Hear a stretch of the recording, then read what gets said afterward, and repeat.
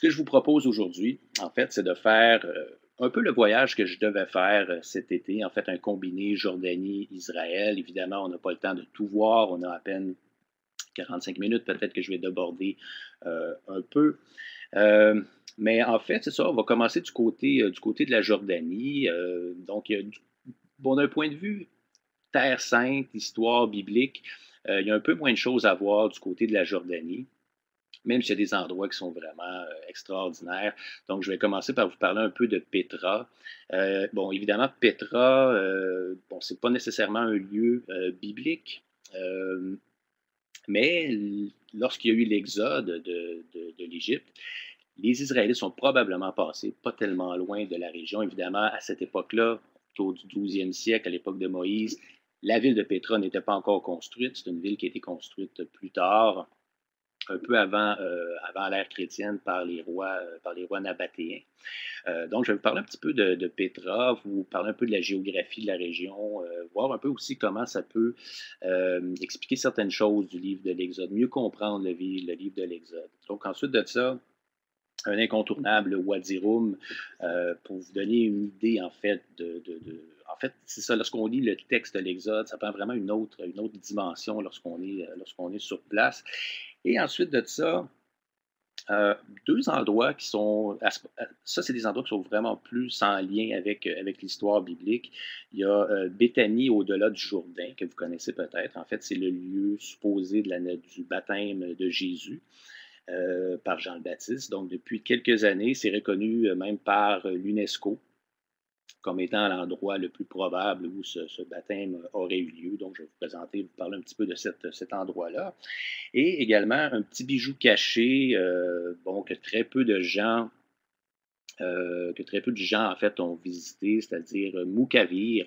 C'est une forteresse, en fait, que le fameux Hérode le Grand, donc, que vous connaissez sûrement, a fait bâtir donc, sur cette petite colline, vue magnifique sur la mer Morte. Et c'est là que Jean le Baptiste aurait été décapité par un soldat probablement pas par Hérode lui-même, mais disons que c'est là que ça aurait eu lieu. Donc, je vais vous présenter cet endroit-là. Et ensuite de ça, on termine sur le mont Nebo. Ça, c'était très, comment dire, quand je voulais faire le voyage, c'était un moment fort parce que du mont Nebo, on voit vraiment la terre promise, on voit Israël de l'autre côté, la Palestine, donc on voit Jéricho, etc. Donc, avant d'entrer en Israël, je voulais vraiment avoir cette vue-là sur le mont Nebo. Donc, c'est ce qu'on va faire. On va entrer ensuite de ça en Israël. On va visiter quelques endroits qui sont, bon, qui me paraissent les plus marquants, les plus représentatifs. On va passer par Jéricho. Très brièvement, il n'y a pas tant de choses à voir à Jéricho. Et ensuite de ça, on va s'arrêter à Qumran, où les fameux manuscrits de la mer Morte ont été retrouvés. Donc, quelques mots sur ça. Ensuite de ça, on descend vers le sud, on longe la mer Morte, on s'en va vers Masada, la fameuse, le palais forteresse de Hérode le Grand, lui et sa folie des grandeurs. Donc, cet endroit-là, c'est vraiment, c'est très représentatif, en fait, du personnage qui était Hérode le Grand. Ensuite de ça, on remonte. On va s'arrêter à Jérusalem, donc passer un petit certain temps à Jérusalem. Honnêtement, j'aurais pu faire la présentation uniquement sur Jérusalem, tant il y a de choses à voir là. J'ai dû faire quand même quelques choix. Et ensuite de ça, on va remonter. On va suivre le Jourdain, donc on va aller jusqu'autour du lac de Tibériade, dans la section qu'on appelle la Galilée, donc qui est évidemment associée à la vie de Jésus. Et bon, voir un peu, là, il y a quelques synagogues intéressantes, j'ai quelques images à vous présenter. Et ensuite de ça, on va terminer notre voyage sur le mont des Béatitudes, donc tout près du lac de Tibériade, un endroit qui est vraiment, vraiment magnifique et qui dégage quelque chose de presque mystique. Là. C'est vraiment fascinant comme endroit. Alors, sans plus tarder, on arrive en Jordanie. Vous êtes chanceux. Vous vous êtes épargné un 10h30, 11 heures de vol. Maintenant qu'il y a des vols directs Montréal-Amman. Donc, on part d'Amman. On descend vers le sud. pour vous mettre dans l'ambiance, disons qu'on a roulé environ 3 heures et demie, et finalement, on arrive à Petra, un lieu qui est absolument magnifique. Il y a des montagnes dans cette région-là. Je vous montrerai des images tantôt. Dans la Bible, dans l'Ancien Testament, on parle parfois des monts ou du mont Séhir. Euh, les monts Séhir sont dans cette région-là, près de Pétra, entre Pétra et le Wadi Rum. On ne sait pas exactement où se trouvent ces montagnes-là, mais il y a un passage assez énigmatique dans la Bible, dans le livre des Juges, le fameux Cantique de Déborah. Je vous le lis rapidement. Euh, une partie, donc, moi, je célébrerai le Seigneur, le Dieu d'Israël. Seigneur, quand tu es venu du pays d'Édom, donc ça, c'est la région autour de Pétra, quand tu es descendu des monts Séhir, la terre s'est mise à trembler, les nuages ont déversé leur eau des cieux a ruisselé, une pluie abondante, les montagnes ont vacillé devant toi, etc. Donc, vous voyez que, selon une tradition, donc Dieu est descendu des monts Séhir. Donc, c'est dans la région de Pétra. Comme je vous dis, je vous montrerai des images tantôt, des montagnes rouges, des montagnes évidemment sans végétation, euh, assez impressionnant. Donc, on arrive à Pétra, je fais ça assez rapidement. Euh, donc, oui, on entre, vous voyez ici, regardez la taille des gens au bas de l'écran. Donc, vous voyez que c'est quand même assez impressionnant, assez majestueux. Donc, c'est à l'intérieur d'une falaise. Donc, on pénètre à l'intérieur de Pétra. Ça prend environ une vingtaine de minutes pour arriver à un des lieux les plus emblématiques de Pétra. Vous voyez un petit peu au fond. Ma photo n'est pas extraordinaire. Je suis un peu déçu, j'en ai vu des plus belles que les miennes. Toutes les photos sont de moi en passant, à part quelques-unes, là, j'ai pas de drone ni d'hélicoptère pour prendre des photos du haut des airs, donc j'ai été prendre ça dans un atlas biblique. Donc, on s'approche et de l'autre côté des roches, on a ce qu'on appelle le trésor. Euh, bon, c'est absolument fantastique comme lieu. Si vous remarquez, c'est creusé à même le roc. Pour quelqu'un comme moi qui n'est pas manuel du tout, c'est absolument extraordinaire. Comment on a pu faire ça? Regardez les colonnes, c'est vraiment sculpté à partir justement de la falaise. On ne peut plus visiter l'intérieur pour des raisons bon, de conservation, ce qui est quand même une bonne chose. Euh, on appelle ça le trésor. Je ne sais pas si vous savez pourquoi. En fait, il y a une légende qui veut que, si vous regardez en haut, il y a comme trois chapiteaux. En plein centre, celui du milieu, selon une légende, un pharaon d'Égypte aurait caché un trésor dans cet endroit-là. Et malheureusement, on ne voit pas bien sur la photo, mais si, bon, vous pouvez trouver ça probablement sur Internet.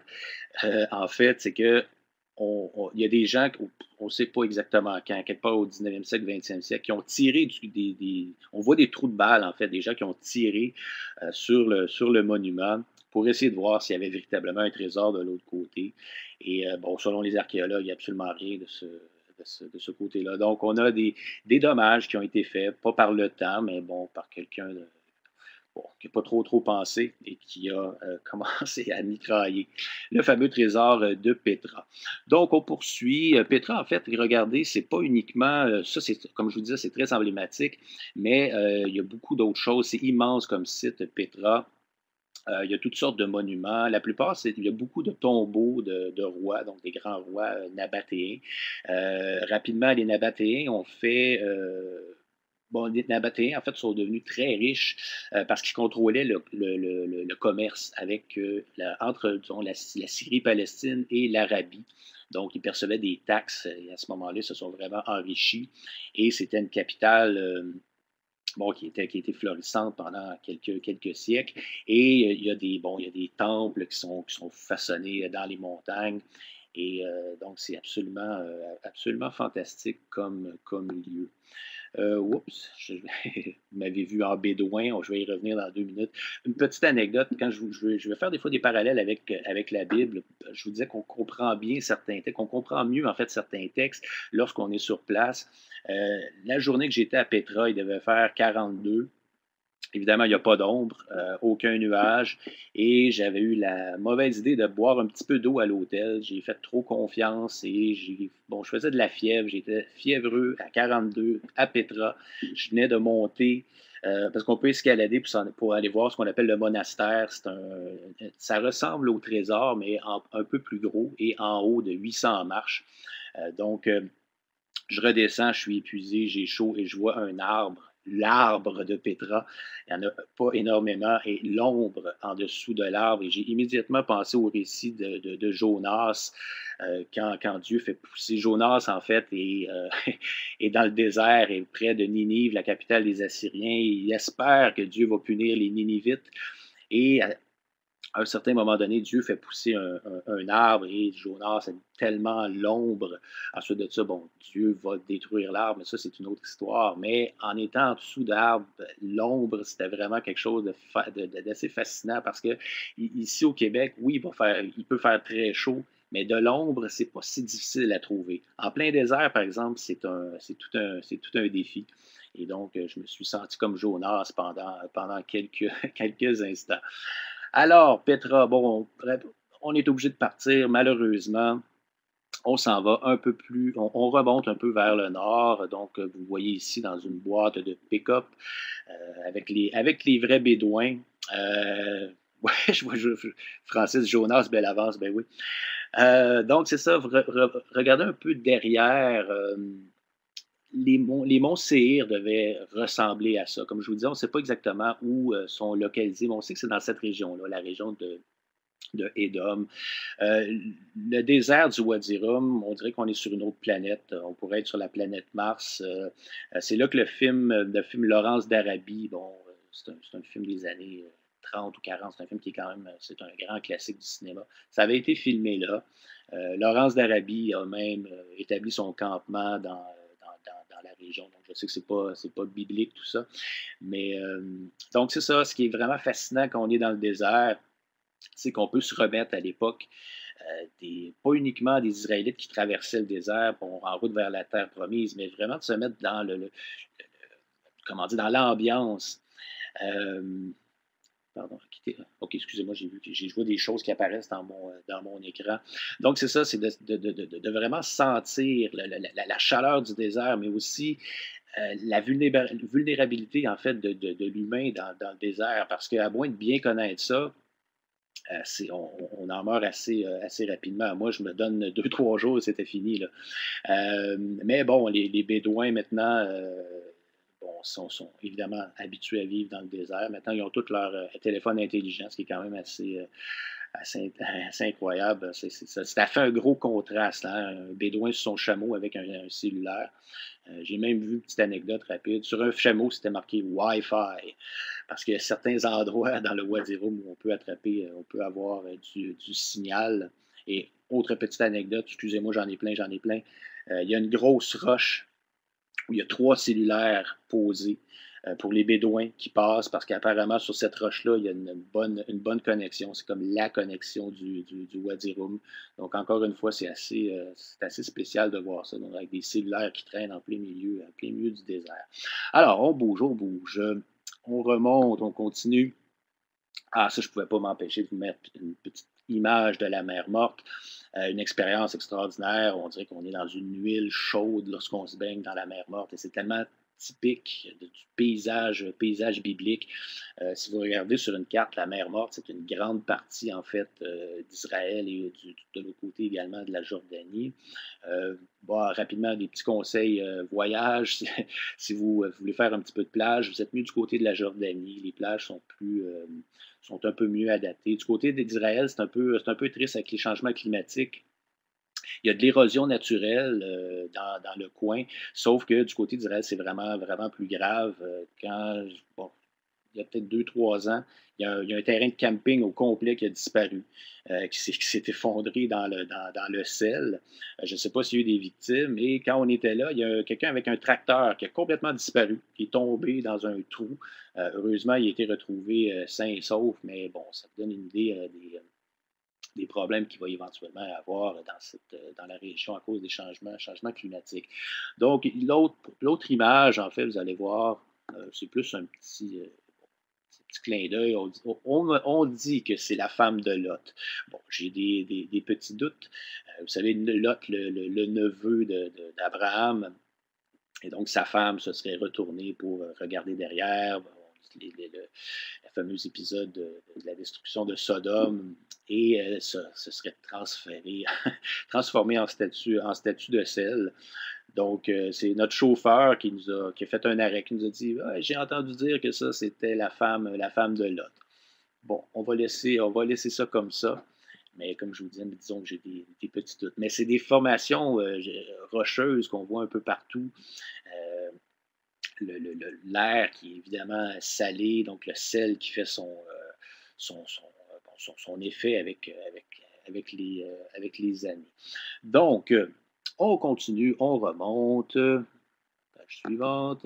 Ah oui, Moukavir, ça. euh, c'est une des nombreuses forteresses que Hérode le Grand avait fait bon, construire. On a une vue magnifique. En fait, Hérode savait où s'installer. Donc, on voit ici une vue sur le désert, sur la mer Morte, toujours stratégique aussi. Hein, donc, on peut voir les ennemis arriver de loin. Euh, donc, c'est ça, on peut gravir la montagne. Ça se fait quand même assez bien. Je vous dirais une 15-20 minutes et on est au sommet. Encore une petite anecdote. C'est l'endroit, comme je vous disais, où Jean le Baptiste, selon les textes du Nouveau Testament, c'est là qu'il aurait été décapité. Donc, vous connaissez sans doute l'histoire. Et donc, c'est ça mon anecdote, c'est que j'étais là à la Saint-Jean-Baptiste l'an passé. Donc, Saint-Jean-Baptiste, l'endroit où Saint-Jean-Baptiste avait été décapité, c'était assez spécial. J'ai pas eu de feu d'artifice, j'ai manqué les feux d'artifice chez moi, mais au moins j'étais à cet endroit-là le jour de la Saint-Jean, ce qui est quand même assez intéressant. Alors, je me dépêche un peu. On avance, donc Moukavir. Ça, soit dit en passant, même les guides touristiques là-bas connaissent à peu près pas ça. Euh, donc, c'est toujours ça qui est intéressant de voyager avec un bibliste. Alors, Moukavir, ça, je voulais juste vous montrer ça, Madaba, pas tellement loin du Mont Nebo où on s'en va, où on va arriver bientôt. Euh, je ne sais pas si vous savez ce que vous avez sous les yeux. Bon, je vous l'explique. Si j'avais été en classe, je vous aurais posé la question. En fait, c'est la plus vieille représentation de la Terre sainte. Ce que vous voyez au milieu, je ne sais pas si vous voyez la main, bon, en tout cas, c'est en plein centre, c'est la ville de Jérusalem. Ce qu'on voit là, c'est le quart d'eau qui traverse la ville. On a même certaines portes de Jérusalem. Tout ça, c'est fait en mosaïque. Et ça a été retrouvé, si ma mémoire est bonne, c'est au 19e siècle, quand même assez récent. Euh, donc, c'est ça, excusez-moi, je vois des choses qui apparaissent en bas de mon écran. Donc, c'est ça, c'est en faisant la rénovation de l'église, en enlevant le plancher, ils ont découvert la mosaïque qui était en dessous, en fait. Et comme je vous disais, c'est ce qui se trouve à être la plus ancienne représentation de la Terre Sainte. Ce que vous voyez en haut, il y a une sorte d'étendue d'eau, c'est la mer Morte. La géographie est bien représentée. Ça a été, la personne qui a fait ça connaissait bien l'endroit. Vous avez des bateaux qui voguent sur la mer Morte.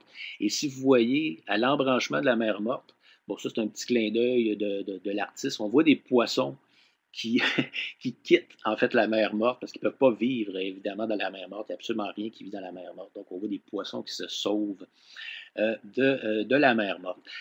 C'est quand même assez impressionnant, c'est de taille. Là, au lieu de mettre plein d'images, j'en ai mis une où on voyait vraiment Jérusalem. Mais disons que ça recouvre une bonne partie du plancher. C'est une petite église quand même. Mais Madaba, c'est une ville qui est vraiment intéressante d'un point de vue. Si vous êtes intéressé par les mosaïques, donc c'est en Jordanie, c'est vraiment une des places les plus intéressantes à visiter. Alors, on continue. Rapidement, Béthanie au-delà du Jourdain. Donc, la photo est prise de la Jordanie. Ce que vous voyez de l'autre côté, c'est Israël. Donc, vous voyez que le Jourdain, c'est pas énorme. Hein? C'est pas une grande. C'est pas. On est habitué, nous, nos rivières au Québec, et même si vous connaissez Laval, Montréal, la rivière des Prairies, bon, c'est quand même assez large. Là, on parle même pas du fleuve Saint-Laurent. Mais comme cours d'eau. C'est le principal cours d'eau, mais vous voyez que les dimensions sont quand même assez modestes. Donc du côté de la Jordanie, ça c'est vous voyez c'est juste un petit peu derrière, j'aurais pu inclure une image, mais bon, j'en avais déjà beaucoup. En fait, selon, il y a une très ancienne tradition qui date autour du 2e siècle il y aurait un endroit qui serait reconnu comme étant le lieu, officiel, si vous voulez, du baptême de Jésus. Donc, c'est tout récent qu'on peut visiter ça parce que pendant il y a eu beaucoup de tensions entre la Jordanie et Israël. Donc la région était minée, pardon, il y avait des champs de mines. Donc ça a été déminé. C'est toujours un petit peu stressant quand même de se promener, dans ce coin-là quand on s'en va vers le Jourdain, particulièrement du côté de la Jordanie. Donc c'est l'armée israélienne qui avait miné les champs de l'autre côté. Bon, il y a eu toujours des tensions, des chicanes pour, la terre, le territoire, en fait. Et donc, c'est depuis peut-être 2010, si ma mémoire est bonne, qu'on peut visiter Béthanie au-delà du Jourdain. Donc, l'année précédente, j'étais de l'autre côté. J'ai une photo de la Jordanie. Et là, bon, j'ai repris la même photo, mais de l'autre côté. Donc, vous pouvez voir des gens qui se font baptiser. Il y en a plusieurs. Hein, il y a des groupes de touristes et des autobus qui arrivent et les gens s'en vont s'immerger dans le lac, dans le Jourdain, en fait. Et donc, on vend même des petites toges blanches avec le Saint-Esprit dessus. Donc, c'est ça. Alors, endroit quand même intéressant à visiter, Béthanie au-delà du Jourdain. Et on arrive finalement sur le mont Nebo, donc avant de traverser vers Israël. C'est un moment qui est quand même assez marquant parce que, heu, bon, en tant qu'historien, je vous parle comme historien en ce moment, on n'est pas certain exactement de l'emplacement du mont Nebo. Ça se pourrait très bien que ce soit là. C'est sûr que, bon, il y a quelques collines autour, mais c'est des traditions qui sont très anciennes. En ce moment, il y a un monastère franciscain, si ma mémoire est bonne, qui est là. Et donc, c'est l'endroit qui serait reconnu comme étant le lieu où Moïse aurait vu la terre promise avant de mourir. Et bon, ce qu'on voit au loin, on ne voit pas très bien malheureusement parce que la visibilité est à peu près toujours nulle en raison de l'évaporation de la mer Morte.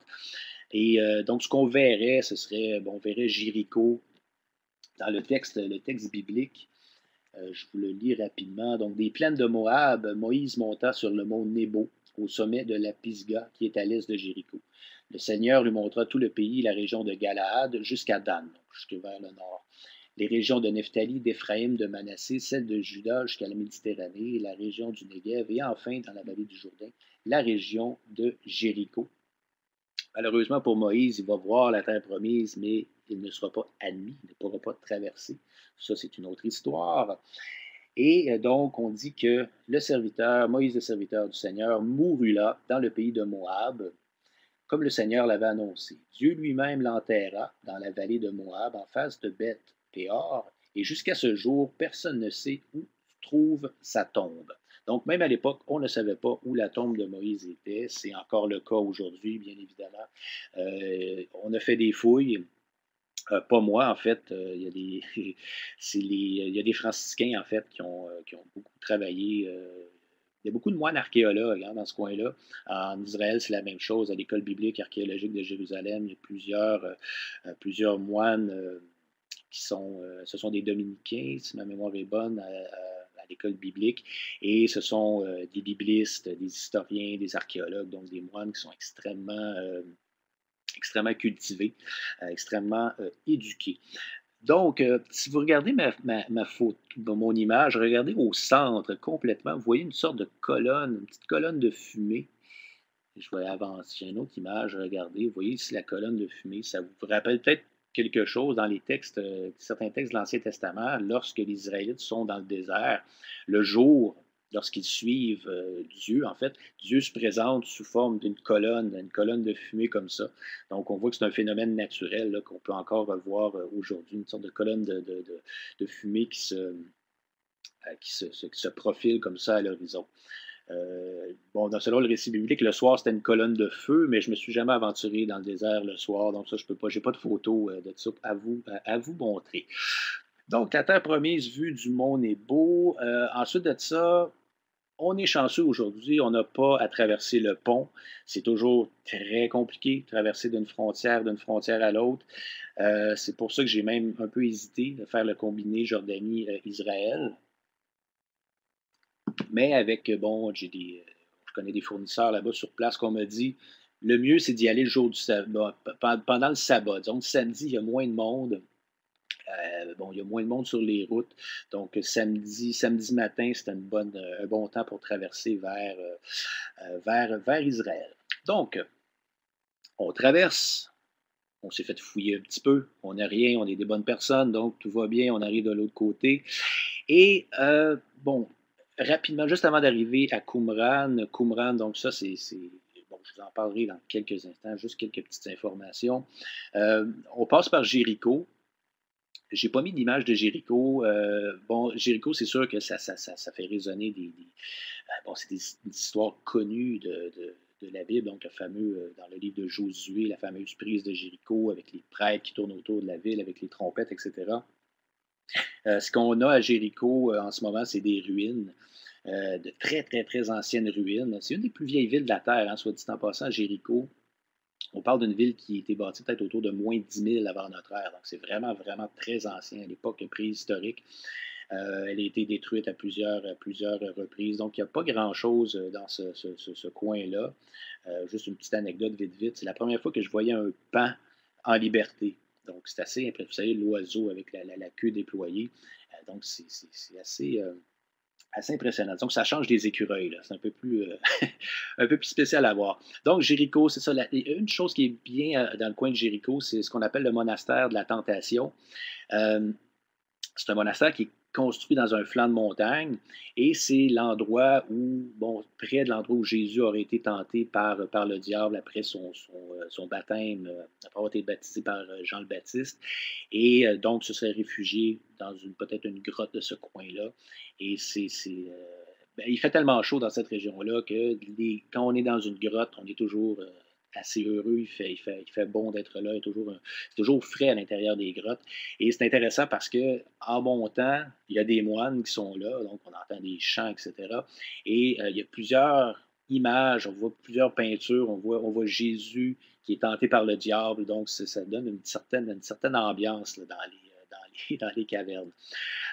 Donc, vous avez une belle vue de l'autre côté, donc on voit la Jordanie à partir du monastère de la quarantaine. Donc, c'est ça, pas tellement loin de là. On arrive à Qumran. Moi, personnellement, ça a été un des moments forts de mon voyage parce que, ben, avec le collègue Francis Daou, si vous avez des questions sur Qumran, c'est lui le spécialiste.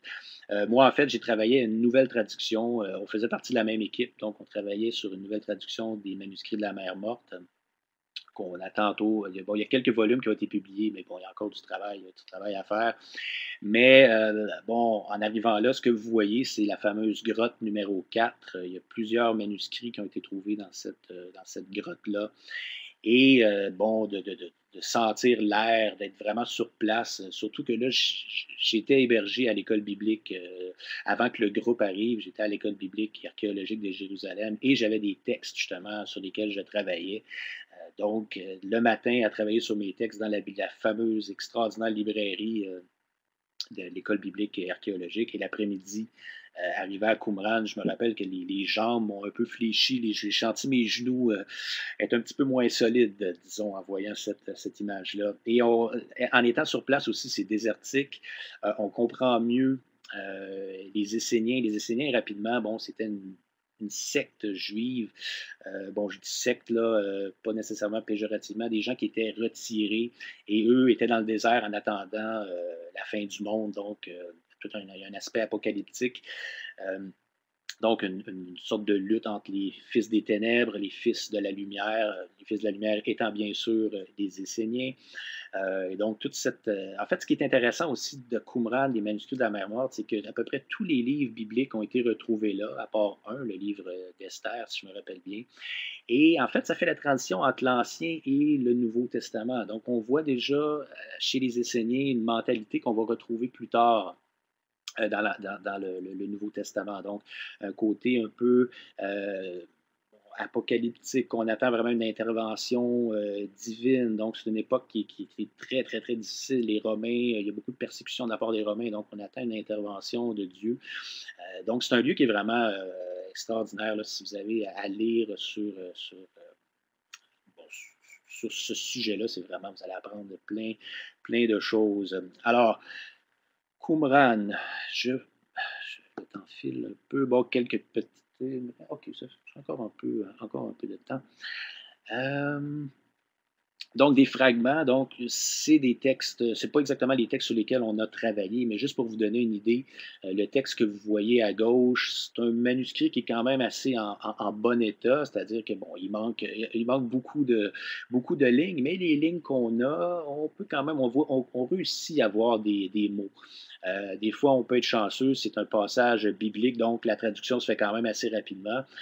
Des fois, quand c'est des textes qui ont été écrits par les gens de la communauté elle-même, ça peut être un peu plus compliqué. Et vous voyez les autres fragments.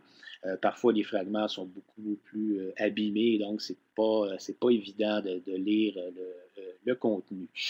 Donc, je vais juste faire un petit clin d'œil à Francis aussi, qui a travaillé beaucoup sur ces textes-là. Ensuite de ça, on reste dans le désert pour le moment. On était donc dans près de Jéricho, Qumran, on descend vers Masada, en plein désert de Judée. Donc, vous voyez un peu là, les pierres, les couleurs, c'est vraiment fascinant. Là, on a vraiment l'impression, on expérimente le désert. C'est vraiment fascinant, le silence. Évidemment, encore une fois, la chaleur. Rapidement, une petite anecdote. L'endroit le plus chaud, c'est vraiment près de la mer Morte. Parce que dans le coin de Jérusalem, on est un petit peu surélevé. Ensuite de ça, on descend. Vous savez, la mer Morte, c'est l'endroit le plus bas sur la terre. Donc, c'est une sorte presque de cuve. Et on remonte pour aller en Jordanie. Je me rappelle, pas loin de Jéricho, Qumran, c'était la première fois que je ressentais ça, j'avais peur que mes yeux fondent. C'était assez chaud que je puisse, mais bon, je savais que j'imaginais qu'il était pour tenir, mais j'avais chaud aux ongles également. Donc, c'est vraiment. Non, c'est quelque chose à vivre. Alors, Masada, bon, assez rapidement, Masada, vous voyez ici la mer morte. Euh, un endroit magnifique, donc un palais, forteresse du roi Hérode. On voit encore des pigments de couleurs. Il y a des endroits qui sont très bien conservés. Il y avait toutes sortes de bains. Hérode le Grand vivait vraiment comme un Romain dans toute la démesure. Donc, c'est un grand bâtisseur. C'était quand même un grand roi, sauf que c'est quelqu'un vraiment qui était un peu mégalomane. N'ayons pas peur des mots. Et donc une visite de Masada, c'est toujours intéressant. Surtout aussi que c'était un lieu de résistance pendant la guerre qu'on appelle la guerre juive, en fait, entre les Juifs et les Romains autour entre 66 et 70, un peu à l'époque où le temple de Jérusalem va être détruit. Et il y a un groupe, les Zélotes, qui vont s'installer là. Ils vont résister, ils vont prendre la forteresse pour résister contre les Romains. Et là, je n'ai pas inclus d'image, je ne voulais pas en mettre trop non plus. Mais bon, on voit encore les campements romains, les restes, là, les fondations, la rampe également. Euh, oui, c'est ça. Je viens de voir, je suis désolé pour le son, avec le micro, je fais de mon mieux. Désolé pour ceux et celles qui m'entendent moins bien. Euh, de, euh, de Jérusalem, donc de Masada, ensuite de ça, on remonte vers le nord. On peut passer par Bethléem, faire un petit détour par Bethléem. Donc, en fait, si on est là, c'est un passage presque obligé. C'est très touristique, par exemple, Bethléem. Moi, personnellement, ça n'a pas été mon coup de cœur du voyage. Des files interminables, donc, pour aller voir lieu de naissance supposé de Jésus. Et donc, c'est ça, des gens qui viennent nous voir. Ah, ben, si vous payez 40, 50 dollars, on peut vous faire passer par en arrière. Donc, c'est ça, j'ai un petit côté mercantile qui m'a un petit peu, je n'irai pas jusqu'à dire dégoûté, parce que c'est une super belle basilique byzantine, avec toute l'histoire autour de ça. Mais bon, c'est ça. Je préfère un endroit comme Moukavir qui est plus calme, etc. Masada aussi, c'est un lieu qui est quand même assez touristique. Bon, mais le son est bon pour certains, donc parfait. Ah, on arrive finalement. Jérusalem. Bon, j'ai eu plusieurs coups de cœur, mais Jérusalem, c'est vraiment quelque chose à vivre, à voir. Euh, je vous raconte rapidement. Ce qu'on voit ici, c'est la porte de Damas. C'est par là que je suis entré pour la première fois dans la ville de Jérusalem, la vieille ville de Jérusalem, devrais-je dire.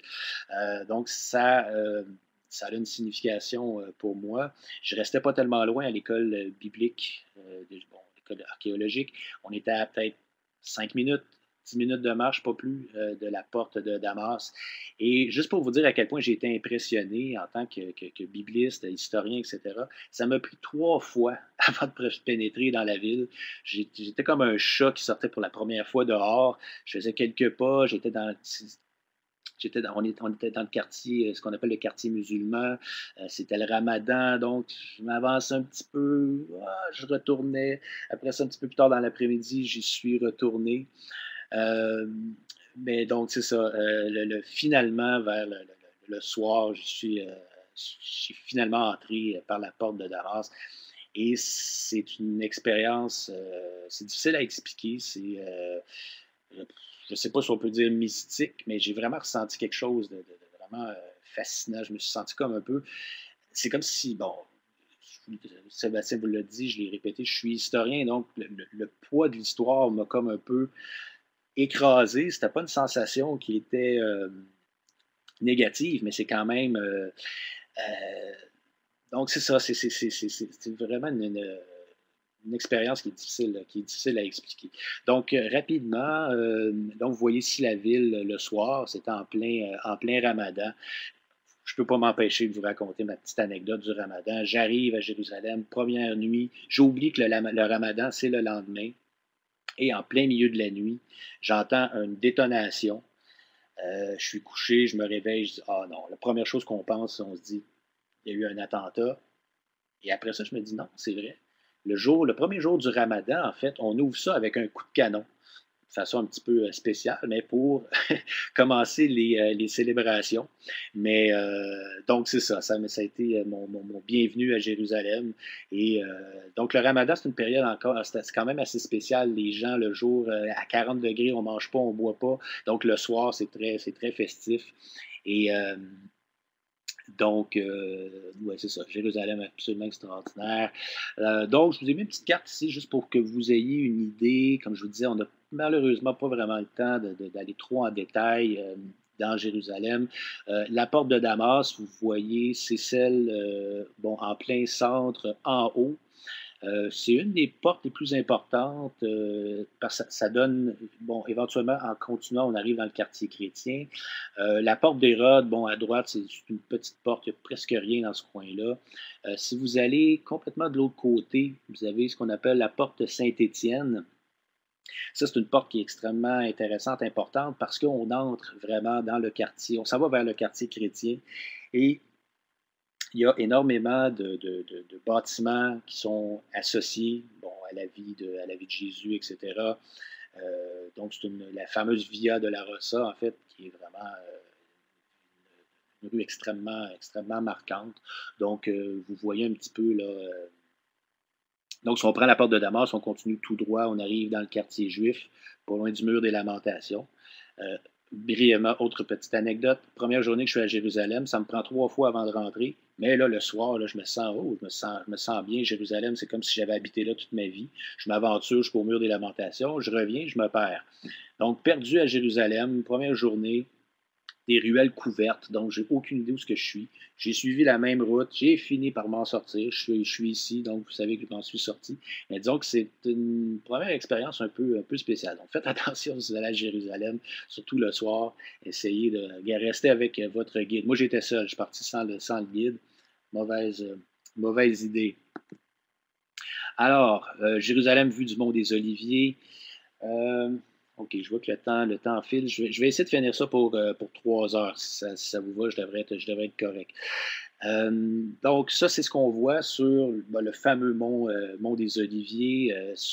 Il y a plein de lieux, en fait, qui sont associés à la vie de Jésus. Donc, le lieu de son arrestation, où Jésus aurait pleuré en voyant Jérusalem, donc des moments très, très forts. Moi, je vous conseille, si vous allez un jour en Terre Sainte, si vous venez avec moi éventuellement, toujours d'avoir une. Maintenant, c'est intéressant. C'est facile avec un téléphone portable. On peut avoir notre Bible. C'est beaucoup plus léger que d'amener sa grosse tube qui pèse 20 livres. Et donc, de lire les textes sur place. Donc, de lire le soir de l'arrestation dans le jardin de Gethsemane, ça prend une autre dimension, une autre couleur. Donc, ce que vous voyez ici, en fait, le fameux dôme du rocher avec sa coupole en or, qui est magnifique à visiter. Très difficile de visiter l'intérieur, par contre, il faut faire des réservations d'avance, il faut demander au consulat. Donc, nous, malheureusement, on n'avait pas fait le nécessaire. On a pu aller se promener sur l'esplanade des mosquées, mais pas directement à l'intérieur. Donc, j'attire votre attention sur, malheureusement, je ne peux pas pointer, mais c'est à la gauche, vous voyez que la ville descend un peu. Donc, ça, c'est ce qu'on appelle la cité de David. On le voit un petit peu mieux ici. C'est la sorte de langue qui descend du temple. Donc, vous voyez, ça, c'est pas une de mes photos, étant donné que ça vient d'un atlas. C'est un endroit, on le voit un peu ici également, c'est un endroit très, très, très important, particulièrement pour les historiens, les archéologues, parce qu'il y a plein de découvertes qui ont été faites récemment. Écoutez, c'est un stationnement, un stationnement assez récent. Ils ont fait des excavations et ils ont découvert l'endroit où le palais de David aurait peut-être été construit. Malheureusement, il n'y a pas de reste. On n'est pas, on ne l'a pas identifié, mais il y a des sceaux qui ont été retrouvés. Des sceaux, en fait, c'est des empreintes. Il y en a une récemment, j'ai écrit un article sur Interbible. Si ça vous intéresse, allez faire un tour. Mais c'est un sceau avec probablement le nom du prophète Isaïe. Et donc, moi, bon, comme historien, je suis toujours un peu critique, mais cette fois-là, j'ai vraiment l'impression que c'est un sceau qui a appartenu au prophète du 8e siècle. Un sceau du roi Ézéchias également. Donc, ça, c'est un terrain de jeu extraordinaire pour les archéologues, les biblistes. Donc, plein de choses à voir. Vous voyez un peu ici. Juste un petit commentaire. Vous voyez, c'est marqué David's Palace. À l'époque du roi David, si on lit la Bible, on a l'impression que c'était une grosse ville, que c'était presque la capitale d'un empire. D'un point de vue archéologique, historique, on voit que la ville de David, la cité de David, c'était vraiment de dimension assez modeste. Donc, c'était uniquement ce que vous voyez en rouge, un petit peu plus que ça, et l'esplanade, ce qu'on voit maintenant, l'esplanade des mosquées. Donc, ça a été.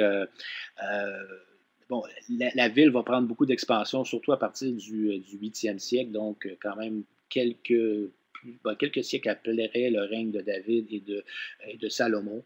Donc, je voulais juste remettre ça en perspective. Sans trop développer. Ça, c'est ce qu'on voit de la cité de David. En fait, je trouvais ça intéressant parce que vous connaissez l'histoire donc, de David, qui avait vu Bathsheba se baigner sur un toit, donc va tomber en amour avec elle.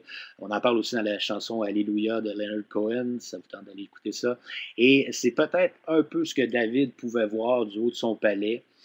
Donc, vous voyez les toits des maisons. C'est sûr que ce pas des maisons de l'époque, ce pas des maisons du 1er siècle, mais c'est des maisons palestiniennes qui ont été construites sous un modèle qui ressemble un peu au modèle plus ancien. Donc, j'ai regardé pour voir si je ne trouverais pas une piscine. Finalement, je n'ai rien vu. Mais donc, on a une belle vue ici sur ce qui est la cité de David. La porte des lions dont je vous parlais tantôt, pourquoi on appelle ça la porte des lions? Évidemment parce que vous voyez les deux petits lions ici. Et en fait, cette rue-là, ça c'est un petit peu plus loin, on arrive vers la basilique du Saint-Sépulcre, donc c'est un endroit qui est vraiment marquant à Jérusalem.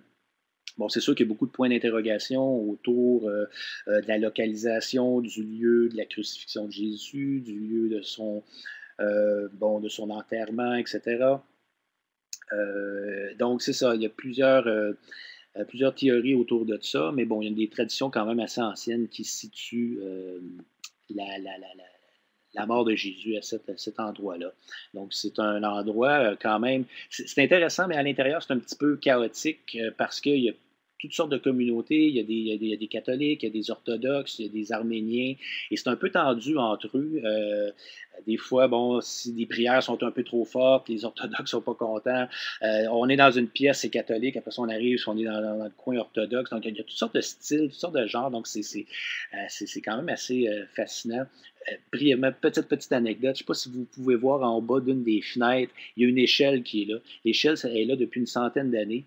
Personne ne sait qui l'a mis. Donc, personne ne veut la ramasser. Donc, ça vous donne une petite idée des tensions qu'il peut y avoir entre les communautés à l'intérieur de la basilique du Saint-Sépulcre. Donc, je me dépêche un peu. On remonte. Bon, il me reste environ 5 minutes. Je devrais être correct.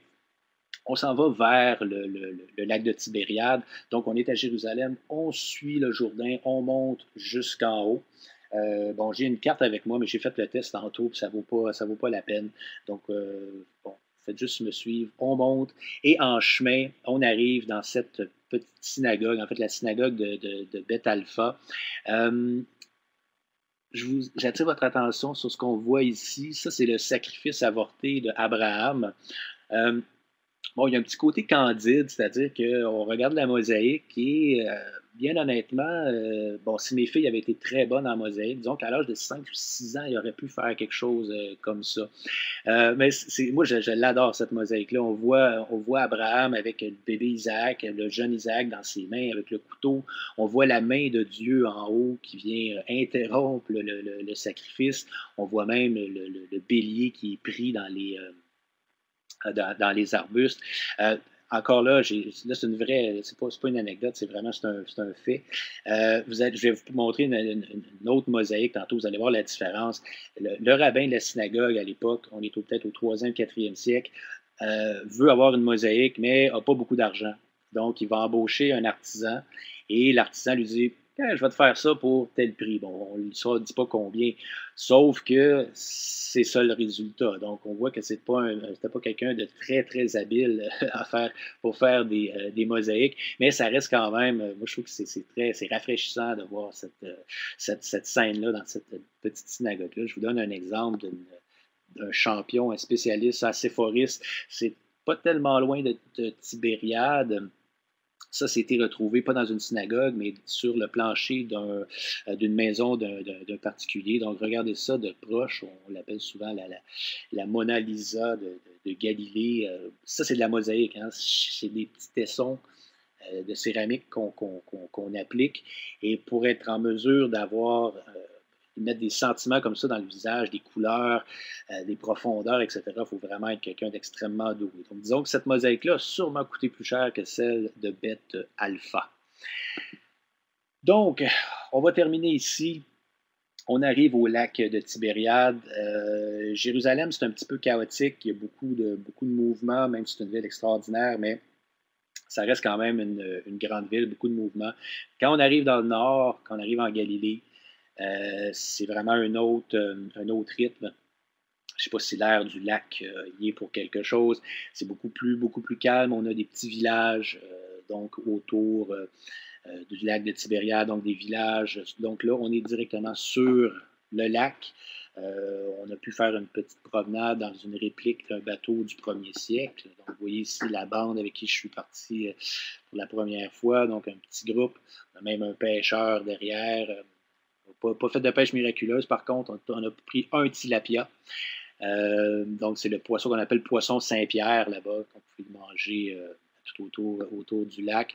Et donc, c'est ça, ce qui est fascinant autour du lac de Tibériade, c'est que le décor, entre aujourd'hui et le 1er siècle, ça n'a pas vraiment changé. C'est-à-dire que oui, les arbres ont poussé, mais le lac est le même. La végétation est très semblable. Donc, on peut vraiment se remettre dans l'ambiance. Donc, à l'époque où Jésus a appelé ses premiers disciples. Donc, on a le village de Capharnaüm, donc un ancien village de pêcheurs. Il y a une belle petite synagogue à Capharnaüm. possiblement l'endroit où la maison de Pierre, Saint-Pierre était située. Il y a une très ancienne tradition. Ça pourrait être la maison de Pierre. Et donc là, sur le mont des Béatitudes, c'est un moment fort du voyage. C'est vraiment calme. On a le lac au loin. On sent le vent à travers les branches. Et c'est vraiment magnifique. Toutes sortes d'arbres, de fleurs, etc. Et j'ai eu la chance, quand j'étais sur place, il y avait un gros groupe avant nous. Et quand on est arrivé à cet endroit-là, le groupe est parti. Donc, j'avais l'endroit à moi tout seul. On avait une sorte comment dire, un genre de gazebo, si vous voulez, avec un petit piédestal, un petit podium. Et donc, ça m'a permis de lire le texte des béatitudes sur place. Le vent s'est calmé, j'ai commencé à parler et c'était vraiment un moment marquant, un moment fascinant du voyage. Et là, je m'adresse à mes deux collègues exégétiques. J'ai l'impression qu'il y a un côté apocalyptique à ce sermon-là. Mais ça sera pour nos prochaines discussions, prochaines recherches. Donc, il approche 3 heures. Donc, vous connaissez le texte. Je ne le lirai pas avec vous. Vous pouvez prendre le temps, prendre quelques minutes pour le lire.